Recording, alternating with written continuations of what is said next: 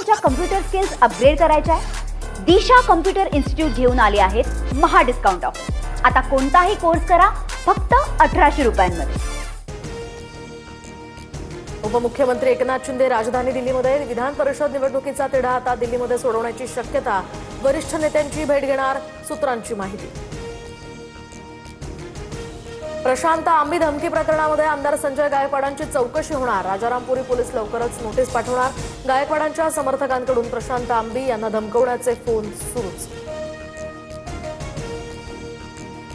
आमदार Sanjay गायकवाडांनी audio clip स्वतःची असल्याचं मान्य केलंय. त्यामुळे चौकशी न करता त्यांना अटक करा, प्रकाशक प्रशांत आंबींची मागणी. परभणी शहरातील गंगाखेड मार्गावरील पेट्रोल पंपावर गोंधळ, तर अँब्युलन्सला डिझेल न दिल्यामुळे तणाव. तर जिंतूर शहरातील येलदरीकडे जाणाऱ्या मार्गावर शेतकऱ्यांचा डिझेलसाठी रास्ता रोको.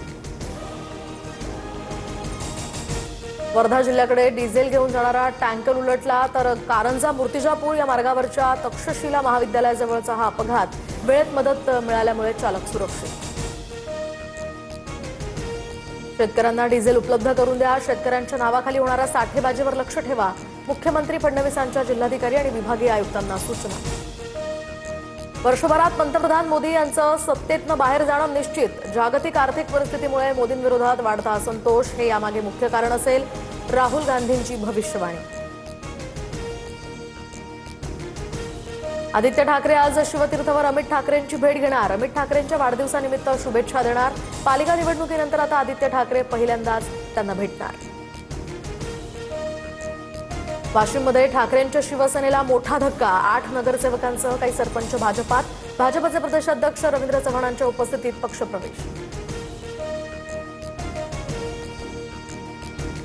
जळगाव विधान परिषदेच्या जागेवर शिंदेंच्या शिवसेनेचा दावा. परिषदेमध्ये शिवसेनेची 7 जागांची मागणी, तर मुलगा प्रतापराव पाटीलसाठी जागा मागितली आहे. मंत्री गुलाबराव पाटलांची माहिती.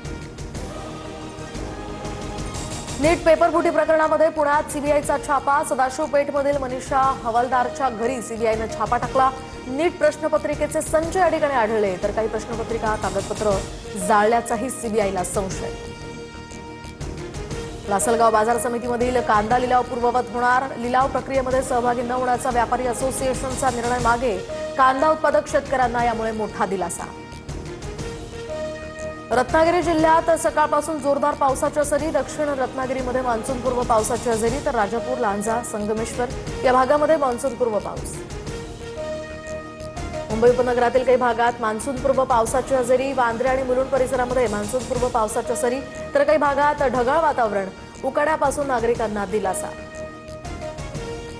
बीडच्या केजमध्ये वादळी वाऱ्यासह जोरदार पाऊस. अनेक घरांवरचे पत्रे उडाले. शेती पिकांचंही मोठं नुकसान. तर रत्नागिरीच्या लांजा तालुक्यातील ग्रामीण भागात मान्सूनपूर्व पावसाच्या सरी. विदर्भाला उष्णतेचा रेड अलर्ट कायम. अकोला, अमरावती आणि वर्धाला रेड अलर्ट, तर नागपूर, चंद्रपूरला ऑरेंज अलर्ट. तापमानात वाढ झाल्यामुळे काळजी घेण्याचंही आवाहन. यवतमाळ जिल्ह्यामध्ये उष्माघातानं 4 जणांचा मृत्यू झाल्याचा संशय. दिग्रसमध्ये एकाच दिवशी 3घांचा मृत्यू, तर बाबुळगाव तालुक्यामध्ये एका वृद्धाचा मृत्यू. राज्यातील धरणांमध्ये 30.88% पाणीसाठा. पुण्यातील धरणांमध्ये केवळ 22.10% उपयुक्त पाणी. प्रशासनाकडून नागरिकांना पाणी जपून वापरण्याचंही आवाहन. पुण्यात 1 जूनपासून धान्य दळण महागणार. जिल्हा पीठ गिरणी मालक संघाच्या बैठकीत हा निर्णय. प्रति किलो दर 10 रुपये आता होणार.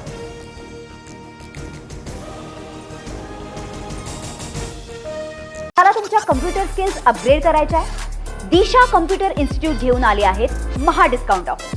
आता कोणताही कोर्स करा फक्त 1800 रुपयांमध्ये.